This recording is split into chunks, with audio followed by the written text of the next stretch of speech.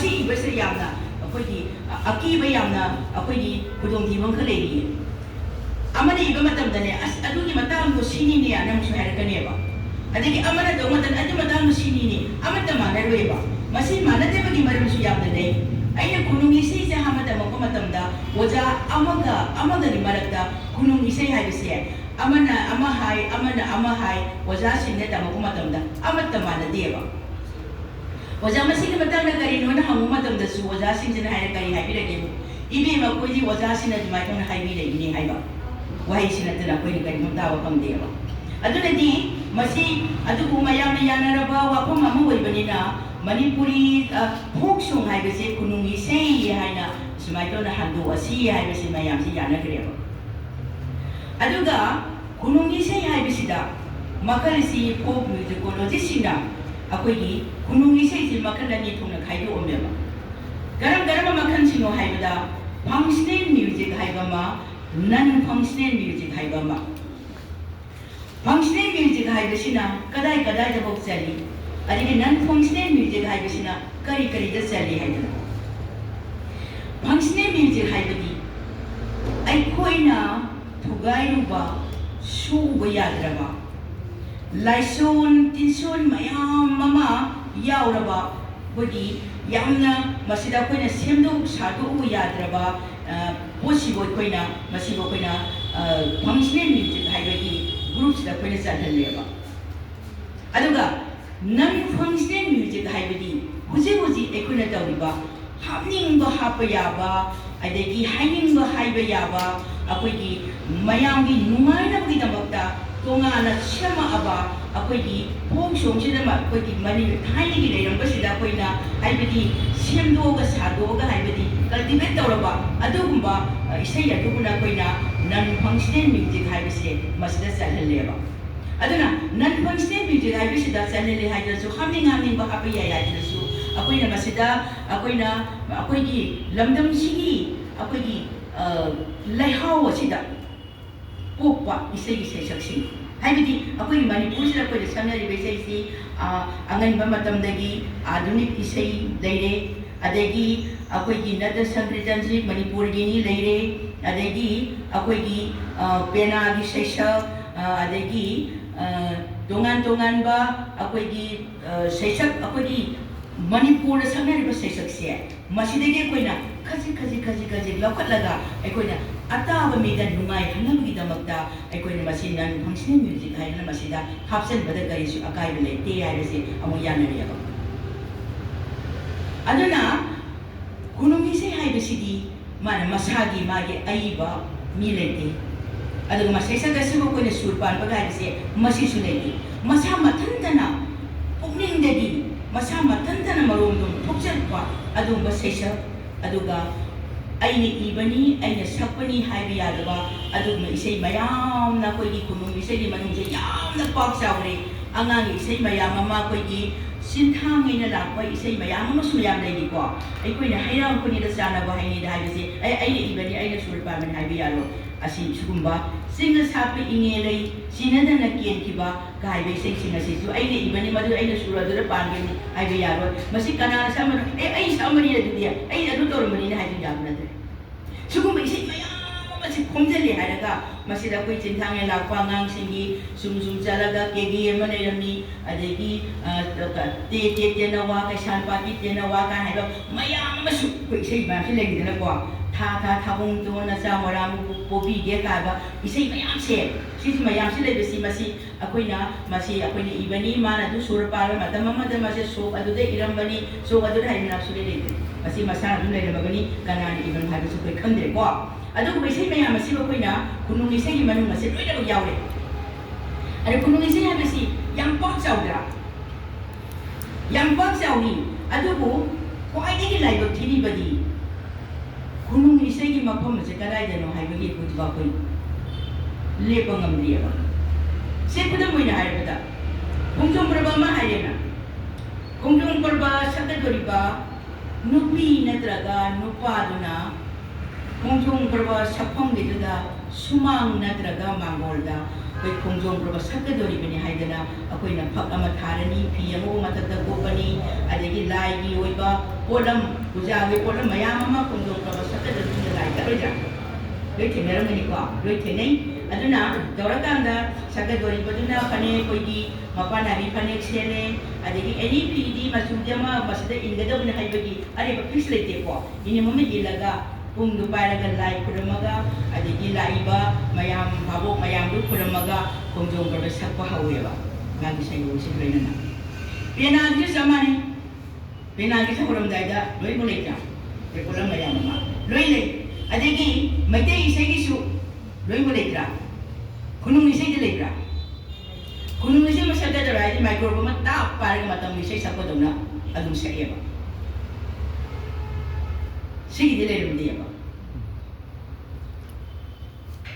अदुबो हुजिक्ति हुजी लेरिबा हुजी trends दे कोइना खुनुंग इसे सितबदा मागी सयो इसे यमा हापा साइडना एमसी मणिपुर यूनिवर्सिटी लोकल रिसर्च लाबदगी सिलेबस सेमदा मयाम ताना रको सिलेबस सेमतमदा मसिगी सयो इसे दुदु तोबसे हापा साइडना मदुन हामना रोदगी सेमेबा हामदे लेरुमदियाबा हुजी मु संदोरपनेबा संदोरे इसे अदगी दु लेरे अदगी खोंजों परबसे मखन कयासी नै खंगरो नै खोंजों परबसे खंगरा खंगिबा खोंजों बसे कमाय तंगसे सेसक्तो हाफेतम तारुने मम्मी की दाबरबा सकसे मम्मी की दारगा नै उदि उरबरा हाफेति उरेबा दुबिम जासन नै उरबो उरेको हाफेति उरे अदुबो सैबो खोंजों परबसे सिने गारि खंगरा खंगी खोंजों परबसे मखल अनि ले निथौरोली कयोदी खंगमनिबा निंथौरोल की सेसक हाइबमा मोइराम तंगैरोन की सेसक हाइबमा निंथौरोल की सेसक हाइबसिदी करिनो मसिदी मयाने पुरा ओइना अकोइ निंथौरोल की सेसक तरि याजनरिसि मागी सैनो विषय यु गौरचंद्रन हवेबा को अकोइ गौरचंद्र हाइबदी अकोइ की नद संगीत नद सन्नबा से लिंसिन बिरु गौरा हरि बागेबा को खोंजों होमा तंगा अदुदि खोंजों ब्रबा हारगा मोइराम तंगेनो हारदि मसि लोइने सुम ताबदा मसि खुनुंग से सेसकन दायु नते निंथौरों की सेसक सिन हाउ अदुना निंथौरों की सेसक हाइबसिदरे निसि करि कइ लेगे हाइबदा कीर्तनिया की सेसक मोनोहर साइ की सेसक बासो की सेसक मयाम सिना पुलकादुदा निंथौरों की सेसक सेयबा निंथौरों की सेसक सामिबा मागी मयन सिंजना करम मयनो हाइबदा निंथौरों की सेसक तबुसु कोई मोरांग कलेनो संग खंबति बिसनबसु यावी अदो कोई महाभारत की रामायण की अदगी पालंबा मणिपुर की निंथौरोल की मयाम से आमकोतगी निंथौ सिंसिगी मरंग लोइना सामेबा अदुगा मसिगी सेसक सिदि कुइदि नरांग नहांदेनी कोई मणिपुर की सेकेंड वर्ल्ड वार की मतम आदि मतम दुदा यामना थेंगना थोलपनी अकोइ खोंजों परबगी निंथौरोल की सेसक से अदुबो मोरांग कंगैरों की सेसक हाइबसिदि असिगा मानदे अनिसे मोरांग कंगैरों की सेसक सिना अकोइ मोरांग की ओइबा अकोइ वारी दा अकोइ नरेटिव फॉर्म दा अकोइ वारी लेरगा सकपा सेसक अदगी माना खोंजों परबा मोरांग कंगैरों हाइना दोलो पारगा सई हाइदना खोंजों परबाना कौदिबनी अदुबु लैगिद्रबा वजा थांगदी वजा मंगोल दामदी मसे खोंजों परबा मोरांग कंगैरों हाइबिगनु खोंजों परबा हाइबियोना वजाजे याम हाइजरबे अदुबु दोलो सि पारगा सई हादा दुम खोंजों परबा मोरांग कंगैरों ना दुम हाइगु मयकिदी दोलो सिदी कोइ खोंजों निंथौरों की सिजना गदौनेबा अदुना हुजिक लैरिसि अखोइगी मोरांग कंगैरों की सकपा खोंजों परबा मखलमा अदगी निंथौरोल की सकपा खोंजों परबा मखलमा अदुना खोंजों परबसी निंथौरोल की सकपसी अखोइगी महाभारत की रामायण की अदुबु लैगिद्रबा खोंजों परबगी लाइरेंबिने हाइबता इमा इबिनिना समतमदा अखोइगी महात्मा गांधी कासु सिबके जुमाई मरमदा खोंजों परबा दुम सई अदगी मोरांग कंगैरों यावबा वारी अदु खमथुबी मतांगसु खोंजों परबदा दुम सई तवदबु खोंजों परबी सेसक्सिगा मोरांग कंगैरों की सेसक्सिगा अनिसिगी खोंजों परबी सेसक अनि मानरगसु मागी तान लोई मानरगसु खितंग खेनबमदे दुम लैको अदा सी वैरे अदुना हुजिक खुनुंग इसे दमुला आसी ꯈꯨꯅꯨꯡ ꯏꯁꯩꯁꯦ ꯑꯩꯅ ꯐꯪꯁꯅꯦꯜ ꯃ꯭ꯌꯨꯖꯤꯛ ꯑꯃꯁꯨꯡ ꯅꯟ ꯐꯪꯁꯅꯦꯜ ꯃ꯭ꯌꯨꯖꯤꯛ ꯍꯥꯏꯅ ꯁꯤꯖꯤꯟꯅꯈ꯭ꯔꯦ ꯈꯨꯅꯨꯡ ꯏꯁꯩꯗ ꯁꯩꯁꯛ ꯈꯔ ꯁꯤꯖꯤꯟꯅꯩ ꯈꯨꯅꯨꯡ ꯏꯁꯩꯒꯤ ꯁꯩꯁꯛꯁꯦ ꯌꯥꯝꯗꯦ ꯀꯣ ꯈꯔ ꯈꯛꯇꯅꯤ ꯌꯥꯝꯅ ꯑꯩꯈꯣꯏ ꯈꯨꯅꯨꯡ ꯏꯁꯩꯗ ꯌꯥꯝꯅ ꯀꯃꯟ ꯑꯣꯏꯅ ꯌꯥꯝꯅ ꯇꯣꯏꯅ ꯁꯛꯅꯔꯤꯕ ꯁꯩꯁꯛꯁꯤ ꯑꯩꯈꯣꯏꯒꯤ ꯄꯥꯟꯊꯣꯏꯕꯤ ꯁꯩꯁꯛ ꯍꯥꯏꯕ ꯑꯃ ꯂꯩꯃꯔꯦꯟ ꯁꯩꯁꯛ ꯍꯥꯏꯕ ꯑꯃ ꯅꯣꯡꯊꯥꯡ ꯂꯩꯃ ꯁꯩꯁꯛ ꯍꯥꯏꯕ ꯑꯃ ꯍꯥꯏꯕꯁꯤ ꯃꯁꯤꯅ ꯌꯥꯝꯅ ꯇꯣꯏꯅ ꯈꯨꯅꯨꯡ ꯏꯁꯩꯗ ꯑꯩꯈꯣꯏ ꯁꯤꯖꯤꯟꯅꯩ ꯑꯗ ꯈꯨꯅꯨꯡ ꯏꯁꯩ ꯁꯤꯖꯤꯟꯅꯕ ꯄꯥꯟꯊꯣꯏꯕꯤꯒꯤ ꯁꯩꯁꯛ ꯍꯥꯏꯕꯁꯤ ꯀꯔꯤꯅꯣ ꯑꯅ ꯍꯪꯉꯛꯑꯕꯣꯏꯗꯤ ꯄꯥꯟꯊꯣꯏꯕꯤ ꯁꯩꯁꯛꯁꯤ ꯄꯦꯅꯥꯗꯁꯨ ꯁꯤꯖꯤꯟꯅꯩ ꯃꯣꯏꯔꯥꯡ ꯀꯪꯂꯩꯔꯣꯟ ꯁꯛꯄꯗꯁꯨ ꯑꯗꯨꯝ ꯁꯤꯖꯤꯟꯅꯩ ꯑꯗꯨꯒ ꯑꯩꯈꯣꯏꯅ ꯈꯨꯅꯨꯡ ꯏꯁꯩꯅ ꯁꯛꯄꯁꯤꯗꯁꯨ ꯑꯗꯨꯝ ꯁꯤꯖꯤꯟꯅꯩ ꯑꯗꯨꯅ ꯄꯥꯟꯊꯣꯏꯕꯤ ꯁꯩꯁꯛꯁꯤ ꯑꯍꯥꯟꯕꯗ ꯍꯧꯖꯤꯛꯁꯦ ꯑꯩꯅ ꯏꯁꯩꯗ ꯁꯛꯑꯒ ꯅꯣꯏꯗ ꯁꯛꯏꯕ ꯏꯁꯩꯁꯤꯒꯤ ꯃꯔꯝꯗ ꯋꯥꯔꯤꯁꯤ ꯂꯤꯔꯒ ꯑꯩꯅ ꯗꯦꯃꯣꯟꯁꯇ꯭ꯔꯦꯠ ꯇꯧꯔꯛꯀꯦ ꯑꯗꯨꯒ ꯅꯣꯏꯁꯨ ꯑꯗꯨꯝ ꯈꯨꯝꯃꯛꯎꯀꯣ ꯑꯗꯨꯒ ꯑꯩꯅ ꯍꯥꯏꯒꯗꯕ ꯑꯃꯈꯛꯅ ꯈꯨꯅꯨꯡ ꯏꯁꯩ ꯁꯛꯄ ꯃꯇꯝꯗ ꯃꯁꯥ ꯃꯊꯟꯇꯒꯤ ꯑꯣꯏꯕ ꯈꯨꯅꯨꯡ ꯏꯁꯩ ꯋꯤꯠ ꯃꯨꯚꯃꯦꯟ ꯌꯥꯎꯔꯛꯑꯦꯕ ꯃꯨꯚꯃꯦꯟꯁꯦ ꯑꯩꯈꯣꯏꯅ ꯁꯦꯝꯃꯨꯕ ꯅꯠꯇꯦ ꯁꯥꯔꯨ ꯈꯪꯗꯦ ꯃꯁꯥ ꯃꯊꯟꯇꯅ ꯌꯥꯎꯖꯔꯛꯄ ꯑꯩꯈꯣꯏ ꯍꯛꯆꯥꯡꯒꯤ ꯕꯣꯗꯤ ꯃꯨꯚꯃꯦꯟꯁꯤ ꯌꯥꯎꯔꯛꯑꯦꯕ ꯑꯩꯈꯣꯏꯅ ꯆꯨꯝꯗꯅ ꯁꯨꯃꯥꯏꯅ ꯁꯥꯕꯗꯥꯡꯗ ꯈꯨꯅꯨꯡꯁꯤ ꯁꯧ ꯌꯥꯄꯣꯠꯇꯦ ꯈꯨꯠꯁꯤ ꯃꯁꯥꯗꯨꯅ ꯀꯗꯥꯏꯗꯣ ꯊꯤꯟꯗꯣꯛꯄꯤꯔꯦꯕ ꯃꯗꯨ ꯑꯩ ꯊꯤꯟꯗꯣꯛꯄ ꯌꯥꯝ ꯊꯤꯟꯗꯣꯛꯄ ꯅꯠꯇꯦꯕ ꯆꯞꯇꯤꯡꯅ ꯁꯨꯃꯥꯏꯅ ꯁꯧ ꯌꯥꯄꯣꯠꯇꯦꯕ ꯀꯣ ꯑꯗꯨꯒꯤ ꯃꯇꯥꯡꯗ ꯃꯊꯪ ꯁꯨꯝ ꯍꯥꯏꯔꯛꯀꯦꯀꯣ ꯈ꯭ꯋꯥꯏꯗꯒꯤ ꯑꯍꯥꯟꯕꯗ ꯑꯩꯈꯣꯏꯅ ꯍꯧꯖꯤꯛ ꯍꯥꯏꯒꯗꯧꯔꯤꯁꯦ ꯄꯥꯟꯊꯣꯏꯕꯤ ꯁꯩꯁꯛ ꯄꯥꯟꯊꯣꯏꯕꯤ ꯁꯩꯁꯛꯁꯤ ꯄꯦꯅꯥꯗ ꯄꯥꯁꯛꯄ ꯄꯥꯟꯊꯣꯏꯕꯤꯒꯤ ꯁꯩꯁꯛꯁꯤ ꯌꯥꯝꯅ ꯇꯞꯅ ꯏꯪꯅ ꯁꯛꯏ ꯃꯁꯤ ꯄꯥꯟꯊꯣꯏꯕꯤ ꯁꯩꯁꯛ ꯍꯥꯏꯅ ꯀꯧꯔꯤꯁꯤ ꯀꯔꯤ ꯃꯔꯝꯒꯤꯅꯣ ꯍꯥꯏꯕꯗ ꯂꯥꯏ ꯍꯔꯥꯎꯕꯗ ꯅꯣꯡꯄꯣꯛ ꯄꯥꯟꯊꯣꯏꯕꯤꯅ ꯅꯣꯡꯄꯣꯛ ꯅꯤꯡꯊꯧꯕꯨ ꯉꯥꯏꯕꯗ ꯁꯛꯄ ꯏꯁꯩꯅꯤ ꯍꯥꯏꯗꯅ ꯄꯥꯟꯊꯣꯏꯕꯤ ꯁꯩꯁꯛ ꯑꯅ ꯍꯥꯏꯅꯕꯅꯦ ꯑꯗꯨꯕꯨ ꯄꯥꯟꯊꯣꯏꯕꯤꯒꯤ ꯁꯩꯁꯛꯁꯤ ngasi ꯐꯥꯎꯕꯁꯤꯗ ꯃꯥꯒꯤ ꯑꯣꯖꯥꯁꯤꯡꯅ ꯄꯥꯟꯊꯣꯏꯕꯤ ꯁꯩꯁꯛꯁꯦ ꯈꯨꯅꯨꯡ ꯏꯁꯩꯒꯤ ꯁꯩꯁꯛ ꯈꯨꯗꯤꯡꯃꯛꯇ ꯇꯥꯜꯒꯤ ꯃꯃꯤꯡ ꯑꯝꯇ ꯄꯤꯔꯝꯗꯦ ꯉꯁꯤ ꯐꯥꯎꯗ ꯑꯣꯖꯥꯁꯤꯡꯅ ꯑꯗꯨꯕꯨ ꯍꯧꯖꯤꯛꯀꯤ ꯃꯇꯝꯁꯤꯗꯗꯤ ꯑꯩ ꯄꯥꯟꯊꯣꯏꯕꯤ ꯁꯩꯁꯛ ꯁꯛꯀꯦ ꯑꯗꯨꯅ ꯑꯩꯈꯣꯏꯒꯤ ꯑꯩ ꯍꯦꯛꯇ ꯄ꯭ꯔꯃꯥꯟ ꯇꯧꯖꯔꯒꯦ ꯑꯩꯒꯤ ꯏꯄꯥ ꯇꯤꯂꯣꯛꯆꯥꯟꯗ ꯄꯥꯟꯊꯣꯏꯕꯤ ꯁꯛꯇꯣꯔꯤ ꯅꯪꯗꯤ ꯌꯩꯕꯤꯌꯨꯕ ꯍꯥꯏꯔꯗꯤ ꯃꯥꯁꯨ ꯍꯪꯉꯛꯀꯅꯦꯕ ꯄꯥꯟꯊꯣꯏꯕꯤꯁꯤ ꯑꯣꯖꯥ ꯀꯃꯥꯏꯅ ꯇꯧꯅ ꯀꯔꯤ ꯇꯥꯅꯣ ꯌꯩꯗꯣꯏꯁꯤꯕ ꯍꯪꯉꯛꯀꯅꯦꯕ ꯃꯥꯅ ꯑꯩ ꯄꯥꯟꯊꯣꯏꯕꯤꯅ ꯌꯩꯌꯨ ꯍꯥꯏꯔꯛꯀꯅꯦꯕ ꯑꯩꯅ ꯃꯥ ꯄꯥꯟꯊꯣꯏꯕꯤ ꯈꯪꯗꯦꯕ ꯁꯤꯒꯨꯝꯕꯒꯤꯗ ꯌꯥꯝꯅ ꯑꯩꯈꯣꯏ ꯈꯨꯗꯣꯡꯊꯤꯅꯤꯡꯉꯥꯏ ꯑꯣꯏꯌꯦꯕ ꯇꯥꯟ ꯃꯃꯤꯡ ꯍꯥꯏꯔꯝꯗꯕꯁꯦ ꯀꯣ ꯑꯗꯨꯕꯨ ꯑꯩ ꯍꯧꯖꯤꯛ ꯍꯥꯏꯒꯦ ꯀꯩꯇꯧꯀꯣ ꯑꯩꯈꯣꯏ ꯄꯥꯟꯊꯣꯏꯕꯤ ꯁꯩꯁꯛ ꯑꯃꯨꯛꯀ ꯍꯥꯏꯒꯦꯀꯣ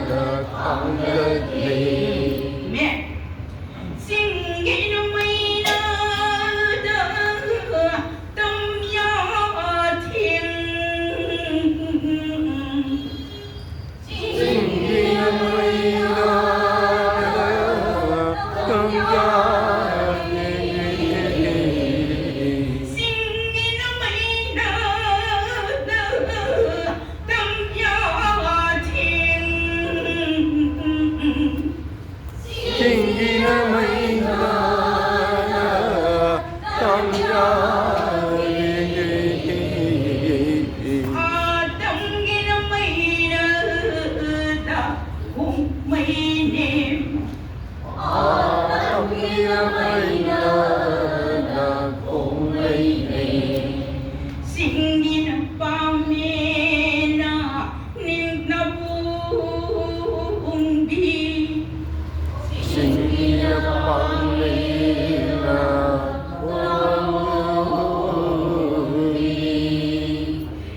Singin pamena nabungbi Singin pamena Atamgi pamilna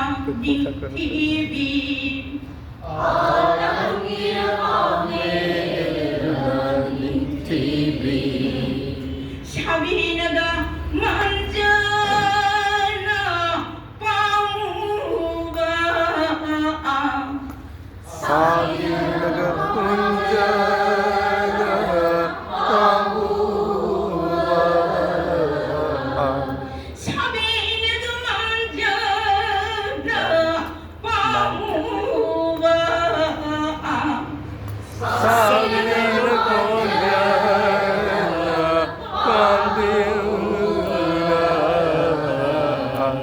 Amanjagi chilo upara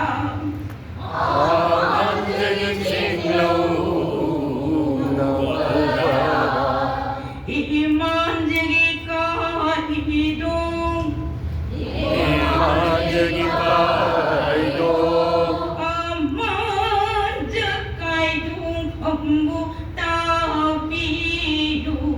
ude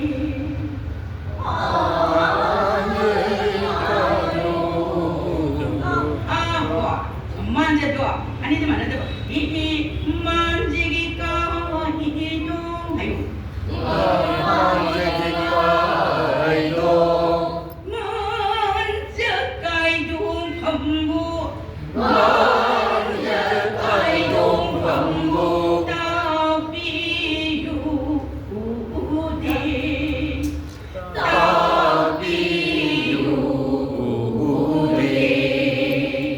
Sila ko, silura. Dalam doi. Sila le pa kita pergi. Pina galoy na niya. Sakit lagi.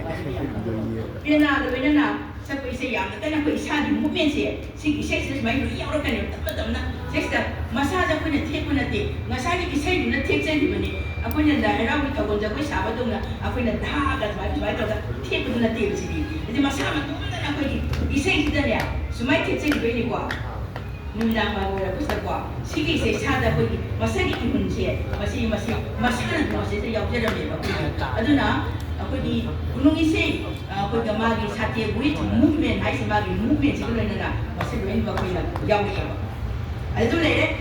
ada gini masida ko ina ni masina ni ako di atap pagini ko atu bagi gunung isi da ko ni sida na ba atu ba ako di pa ti sa kana pala ba masigi sa sidi mun ko na di am daran bayare manipur ko di lai haraw basinda thawon da ko da sakodo admai to na yam na tu na sakani ko asina atap pada pena galwana na ako haksang di gan ihulji ko na smai to na thiaga mai bina ga sabu jabu ko admai to na to mani adu ko jiki ama ani suba pantabi sai saksi ani suba sina ako ikanuni masista ko di kahani kara thuraga sakaduni ko adu masih ko ha ga se masih hai da siya adu ko masih hai ga ko da ya man nungai ko di hawe ba kala ko se ako daklam na ga sapod nungai da na ko di kunung ise gida sapo matam da thai gi oja sang sapoda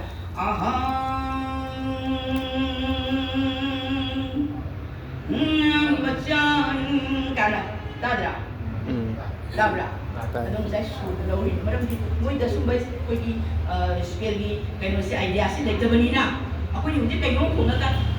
kaya sa tawid na kung ako di matungin sa ida na madam ni Rejabel mo di ako ni kamadang orayo da surse ita kambra bo ay kara di ma niya masako mo ko di mayay dito na sana ito wa kale ba sumsa mo si hana sa mo skill do da kay na kung dan ay di utan ari sa pangam dito na ang niya matungin kayo yang nungay sa anda kung do sa pantan kayo do kasali ay gitago hay ni matanda ina po sa liya ꯑꯗꯨꯒ ꯇꯥꯟ ꯂꯩꯕ ꯑꯃꯈꯛꯅ ꯇꯧꯔꯒ ꯈꯣꯡꯗꯣꯛ ꯁꯛꯄꯗꯤ ꯃꯣꯏ ꯉꯝꯗꯦꯕ ꯋꯥꯏꯑꯦꯕ ꯃꯁꯥꯅ ꯄꯨꯡ ꯌꯩꯖꯕ ꯁꯛꯆꯕꯗꯨꯗꯤ ꯀꯥꯏꯅꯦꯟ ꯀꯥꯏꯌꯨ ꯀꯥꯏꯅꯦꯟ ꯊꯣꯛꯑꯒ ꯍꯥꯏꯕ ꯑꯩꯈꯣꯏꯅ ꯁꯣꯝꯗ ꯗꯥꯛ ꯂꯥꯎ ꯊꯥꯔ ꯂꯣꯏꯔꯦ ꯑꯗꯨꯅꯦꯕ ꯇꯧꯅꯔꯤ ꯃꯌꯥꯝꯁꯦ ꯑꯗꯣ ꯍꯧꯖꯤꯛꯁꯤꯗꯗꯤ ꯌꯥꯔꯛꯇ꯭ꯔꯕꯅꯤꯅ ꯉꯁꯥꯏꯒꯤ ꯃꯁꯤꯗ ꯇꯧꯔꯕꯅꯤꯅ ꯃꯁꯤꯗ ꯑꯝꯇ ꯑꯣꯖꯥꯁꯤꯡꯅ ꯆꯥꯅꯕꯁꯤꯗ ꯁꯣꯝꯗ ꯆꯞ ꯇꯧꯕꯤꯕꯗ ꯁꯨꯡꯆꯥ ꯆꯥꯗꯦꯕ ꯑꯌꯥꯝꯕ ꯆꯥꯗꯦꯕ ꯑꯗꯨꯅ ꯗꯦꯠꯁꯤ ꯃꯊꯪꯗ ꯑꯩꯈꯣꯏꯒꯤ ꯀꯩꯅꯣꯁꯦ ꯋꯥꯔꯤꯗꯕꯨ ꯅꯨꯡꯉꯥꯏꯔꯤꯕ ꯋꯥꯅꯤꯅ ꯃꯇꯝꯗꯨꯗ ꯑꯊꯨꯕꯁꯦ ꯑꯊꯨꯕꯁꯦ ꯌꯥꯝ ꯅꯨꯡꯉꯥꯏꯔꯤꯀꯣ ꯑꯗꯨ ꯈꯤꯇꯪ ꯈꯦꯠꯅꯩ ꯑꯩꯈꯣꯏ ꯁꯩꯁꯛꯇ ꯑꯩꯈꯣꯏꯅ ꯕꯦꯂꯥꯒꯤꯗ ꯇꯧꯔꯒꯅ ꯅꯨꯃꯤꯗꯥꯡ ꯋꯥꯏꯁꯦ ꯅꯨꯃꯤꯗꯥꯡ ꯍꯥꯏꯗꯣ ꯅꯨꯃꯤꯗꯥꯡ ꯑꯅ ꯍꯥꯏꯈ꯭ꯔꯅꯦꯕ ꯅꯨꯃꯤꯗꯥꯡ ꯑꯅ ꯑꯅꯤꯁꯤ ꯂꯩꯊꯣꯛꯏꯁꯤꯡꯗꯣ ꯈꯤꯇꯪ ꯈꯦꯠꯅꯗꯦꯀꯣ ꯑꯗꯨꯒ ꯍꯧꯖꯤꯛꯀꯤ ꯑꯊꯨꯕꯁꯤꯗꯗꯤ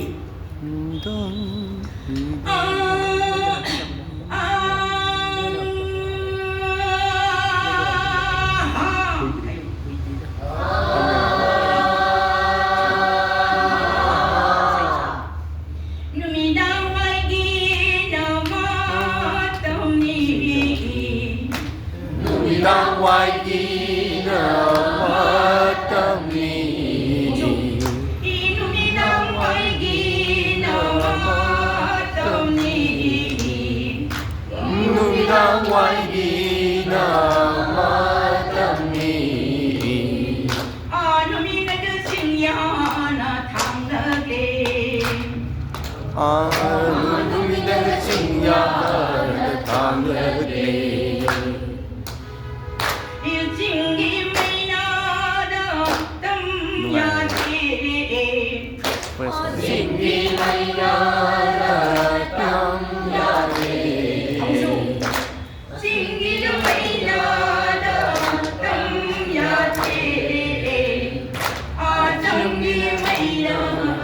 không mi ni Hay đâu Singgi maya da không mi ni Singgi na kami na bumi Singgi na mi na bumi Tanggi pamil na TV Tanggi pamil na ning TV Tanggi pamil na TV Tanggi pamil na ning TV Sabi nagamanja pamuga Sabi nagamanja pamuga Sabi nagamanja pamuga Sabi nagamanja pamuga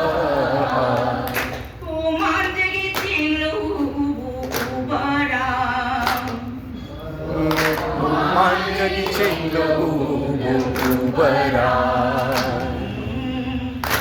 Manjagi kahidong Manjagai dong pembucau diu ude Manjagi kahidong Manjagi kahidong pembucau diu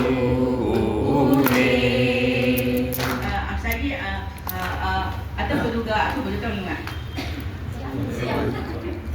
Sino nga ito? Sino naman? Sino nga ito? Uy, atau berduga nunga ito. Atau pengasai sing menjadi beko. Sing menjadi pa. Boleh macam macam dalam nunga itu dia. Saya itu sing ada na. Jadi saya kena betul. Aku ina kena betul kerana dia kena bawa buku panggil orang itu. Saya pun macam dah. Kaya dia kena.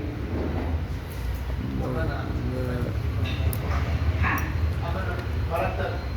dia yang lain. Kamu baru dia yang beli. Agak kena ya pak. Cumi cincin siapa ni pak? Lagi Hindustan kelas ni itu cincin siapa juga dibunuh lain lagi ni. Cincin siapa ni pak? Itu mana pak? Lagi saya sudah punya. Tapi saya pun betul nak. Amana, punya. Numidang wagi nama tamni Hydra. Amana, numidang wagi. Habis dah. Nah saya pun nak atau pas nung udah isna ꯅꯨꯃꯤꯠꯅꯒ ꯇꯥꯔꯛꯄ ꯃꯇꯝꯗ ꯑꯩꯈꯣꯏ ꯅꯨꯃꯤꯗꯥꯡ ꯋꯥꯏꯔꯝꯒꯤ ꯅꯨꯃꯤꯠꯅ ꯑꯩꯈꯣꯏꯒꯤ ꯅꯣꯡꯄꯣꯛꯊꯨꯝ ꯀꯩꯅꯣ ꯆꯤꯡꯌꯥꯗ ꯑꯩꯈꯣꯏ ꯅꯨꯃꯤꯠꯀꯤ ꯃꯉꯥꯜꯁꯦ ꯁꯨꯃꯥꯏꯅ ꯍꯥꯏꯖꯔꯛ ꯃꯇꯝꯗ ꯑꯁꯤꯒꯤ ꯃꯇꯝꯁꯤ ꯌꯧꯔꯛꯀꯗꯧꯔꯦꯀꯣ ꯑꯁꯤꯒꯤ ꯃꯉꯥꯜꯁꯤꯗ ꯂꯥꯛꯄ ꯃꯇꯝꯁꯤꯗ ꯑꯩꯈꯣꯏꯅ ꯄꯨꯛꯅꯤꯡꯗ ꯑꯩꯈꯣꯏꯅ ꯐꯥꯎꯔꯒ ꯁꯛꯂꯛꯄ ꯏꯁꯩ ꯅꯨꯃꯤꯗꯥꯡ ꯋꯥꯏꯒꯤ ꯅꯨꯡꯁꯥꯒꯤ ꯃꯉꯥꯜ ꯃꯦꯟꯊꯔꯛꯄꯁꯦ ꯃꯁꯤ ꯎꯕꯁꯤꯗ ꯑꯗꯨꯅꯗꯤ ꯉꯁꯥꯏꯒꯤ ꯅꯨꯃꯤꯗꯥꯡ ꯋꯥꯏꯒꯤ ꯅꯃꯇꯝꯅꯤ ꯆꯨꯅꯗ꯭ꯔꯦꯀꯣ ꯑꯗꯨꯅꯗꯤ ꯄꯦꯅꯥ ꯁꯛꯄꯅ ꯃꯁꯤꯗ ꯅꯨꯃꯤꯗꯥꯡ ꯋꯥꯏꯒꯤ ꯃꯇꯝꯗ ꯂꯥꯏꯔꯥꯎꯕꯒꯤ ꯃꯇꯝꯗꯨꯗ ꯑꯩꯈꯣꯏ ꯄꯦꯅꯥꯒ ꯂꯣꯏꯅ ꯁꯛꯄ ꯃꯇꯝꯗ ꯅꯨꯃꯤꯗꯥꯡ ꯋꯥꯏꯒꯤ ꯅꯃꯇꯝꯅꯤ ꯍꯥꯏꯔꯒꯗꯤ ꯉꯁꯥꯏ 이삭이 무브멘트ꯉꯁꯥꯏꯒꯤꯗꯨꯗ ꯑꯗꯨꯝ ꯌꯥꯎꯔꯛꯀꯅꯦꯕ ꯑꯗ ꯉꯁꯥꯏꯒꯤꯗꯨꯗꯤ ꯅꯨꯃꯤꯗꯥꯡ ꯋꯥꯏꯒꯤ ꯇꯥꯈꯤꯗ ꯇꯥꯗꯦꯟ ꯇꯥꯗꯤꯟ ꯗꯦꯟ ꯇꯥ ꯙꯟꯗ ꯇꯦꯟ ꯇꯥ ꯍꯥꯏꯗꯤ ꯅꯨꯃꯤꯗꯥꯡ ꯋꯥꯏꯒꯤ ꯅꯃꯇꯝꯅꯤ ꯅ ꯖꯒꯣꯏ ꯑꯗꯨꯝ ꯁꯥꯒꯅꯦꯕ ꯁꯤꯗꯤ ꯑꯩꯈꯣꯏꯅ ꯁꯥꯕ ꯖꯒꯣꯏꯅꯦꯕ ꯑꯃꯗꯨꯅ ꯃꯁꯥ ꯃꯊꯟꯇ ꯊꯦꯛꯆꯔꯛꯄꯅꯦꯕ ꯀꯣ ꯑꯅꯤꯁꯤꯒꯤ ꯈꯦꯠꯅꯕꯁꯤꯃ ꯂꯩꯔꯦ ꯑꯗꯨꯒꯤ ꯃꯇꯝ ꯌꯥꯝꯅ ꯅꯣꯡꯃꯗ ꯑꯗꯨꯝ ꯀꯩꯅꯣ ꯇꯧꯒꯦꯗꯤ ꯌꯥꯔꯣꯏꯕ ꯅꯣꯡꯃꯒꯤꯁꯨ ꯍꯥꯏꯐꯦꯠꯇꯪ ꯆꯥꯎꯔꯥꯛꯄ ꯑꯗꯨꯝ ꯑꯩ ꯍꯥꯏꯔꯝꯒꯦꯀꯣ ꯑꯗꯨꯒꯤ ꯃꯃꯤꯡꯁꯤꯡꯗꯨꯀꯣ ꯑꯗꯨꯅ ꯈꯨꯅꯨꯡ ꯏꯁꯩꯁꯤꯗ ꯀꯔꯝꯕ ꯃꯈꯜꯒꯤ ꯏꯁꯩꯒꯤ ꯁꯩꯁꯛꯁꯤꯡꯁꯤ ꯃꯌꯥꯝꯅ ꯌꯥꯝꯅ ꯇꯣꯏꯅ ꯁꯤꯖꯤꯟꯅꯒꯦ ꯍꯥꯏꯕꯁꯦ ꯁꯤꯒꯤꯗ ꯑꯩ ꯃꯇꯦꯛ ꯍꯧꯖꯤꯛꯇꯤ ꯍꯥꯏꯔꯝꯒꯦꯀꯣ ꯑꯗꯨꯒ ꯃꯊꯪꯗ ꯂꯥꯛꯇꯣꯏꯁꯤꯅ ꯑꯩꯈꯣꯏꯒꯤ ꯂꯩꯃꯔꯦꯟ ꯁꯩꯁꯛꯁꯤ ꯌꯥꯝꯅ ꯇꯣꯞ ꯅꯧꯏ ꯃꯥꯗꯤ ꯑꯩꯈꯣꯏꯒꯤ ꯌꯥꯝꯅ ꯁꯨ ꯇꯛꯇꯕ ꯌꯥꯝꯅꯁꯨ ꯌꯥꯡꯗꯕ ꯑꯗꯨꯒꯨꯝꯕ ꯏꯁꯩꯒꯤ ꯁꯩꯁꯛꯅꯤ ꯑꯗꯨꯒ ꯂꯩꯃꯔꯦꯟ ꯁꯩꯁꯛꯁꯤꯗꯁꯨ ꯃꯈꯜ ꯌꯥꯝꯃꯦ ꯂꯩꯃꯔꯦꯟ ꯁꯩꯁꯛ ꯑꯩꯈꯣꯏꯒꯤ ꯅꯈꯣꯏꯅ ꯀꯩꯅꯣꯗꯗꯤ ꯍꯤꯟꯗꯨꯁꯇꯥꯅꯤ ꯀ꯭ꯂꯥꯁꯤꯀꯦꯜ ꯃ꯭ꯌꯨꯖꯤꯛꯀꯤ ꯑꯩꯈꯣꯏꯒꯤ ꯑꯩꯈꯣꯏ ꯗꯗ꯭ꯔꯥ ꯍꯥꯏꯕꯁꯦ ꯂꯩꯃꯔꯦꯟ ꯁꯩꯁꯛꯇꯅꯦꯕ ꯑꯩꯈꯣꯏꯗꯤ ꯂꯩꯃꯔꯦꯟ ꯁꯩꯁꯛ ꯍꯥꯏꯔ ꯂꯣꯏꯔꯦ ꯃꯥꯒꯤ ꯇꯥꯟ ꯃꯃꯤꯡ ꯑꯗꯨ ꯑꯝꯇ ꯂꯩꯇ꯭ꯔꯦ ꯀꯣ ꯑꯩꯈꯣꯏꯅ ꯃꯁꯤꯒꯤ ꯃꯥꯒꯤ ꯇꯥꯟꯒꯤ ꯃꯥꯇ꯭ꯔꯥ ꯑꯗꯒꯤ ꯊꯥꯕ ꯈꯣꯠꯄ ꯃꯇꯝꯗ ꯆꯞ ꯃꯥꯟꯅꯩ ꯍꯥꯏꯗꯅ ꯑꯩꯈꯣꯏꯅ ꯗꯗ꯭ꯔꯥꯅ ꯑꯩꯈꯣꯏꯅ ꯇꯝꯕ ꯃꯇꯝꯗ ꯗꯗ꯭ꯔꯥꯅ ꯃꯥꯒꯤꯗ ꯂꯩꯔꯝꯃꯦꯕ ꯑꯗꯨꯅ ꯂꯩꯃꯔꯦꯟ ꯁꯩꯁꯛꯁꯤꯗ ꯃꯈꯜꯁꯦ ꯃꯥꯒꯤ ꯌꯥꯝ ꯌꯥꯝꯃꯤ ꯑꯗꯨꯒ ꯕꯦꯅꯥꯔꯁꯨ ꯂꯩꯃꯔꯦꯟ ꯁꯩꯁꯛ ꯁꯛꯏ ꯑꯗꯨꯒ ꯈꯣꯡꯖꯣꯝ ꯄꯔꯕꯗꯁꯨ ꯂꯩꯃꯔꯦꯟ ꯁꯩꯁꯛ ꯁꯛꯏ ꯑꯗꯨꯗꯤ ꯊꯧꯔꯣꯝꯒꯤꯗꯁꯨ ꯂꯩꯃꯔꯦꯟ ꯁꯩꯁꯛꯁꯤ ꯄꯪꯌꯥꯎꯗ ꯂꯣꯏ ꯌꯥꯎꯏ ꯈꯖꯤꯛ ꯈꯦꯠꯅꯕ ꯉꯥꯛꯇꯅꯤꯀꯣ ꯑꯗꯨꯒ ꯈꯨꯅꯨꯡ ꯏꯁꯩꯅ ꯄꯨꯁꯜꯂꯛꯏꯕ ꯂꯩꯃꯔꯦꯟ ꯁꯩꯁꯛꯁꯤ ꯌꯥꯝꯅ ꯁꯛꯅꯔꯤꯕ ꯁꯩꯁꯛꯁꯤꯅ ꯑꯃꯈꯛ ꯁꯛꯀꯦꯀꯣ ꯑꯗꯨꯅ ꯃꯈꯜ ꯃꯌꯥꯝꯒꯤ ꯂꯩꯃꯔꯦꯟ ꯁꯩꯁꯛꯁꯦ ꯑꯩꯈꯣꯏ ꯃꯈꯜ ꯍꯥꯏꯔꯛꯀꯦꯕ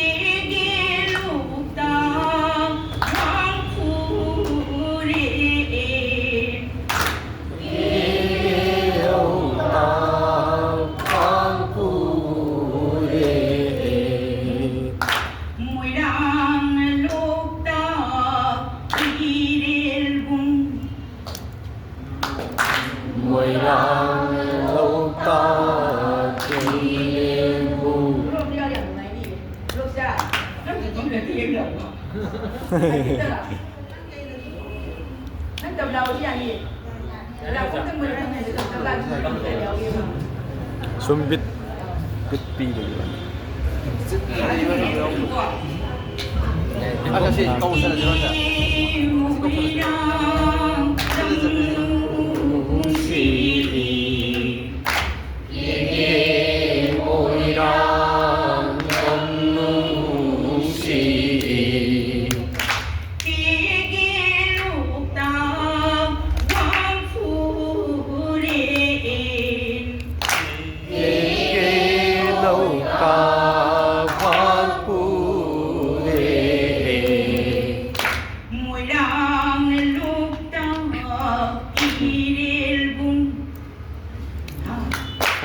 Moirang lâu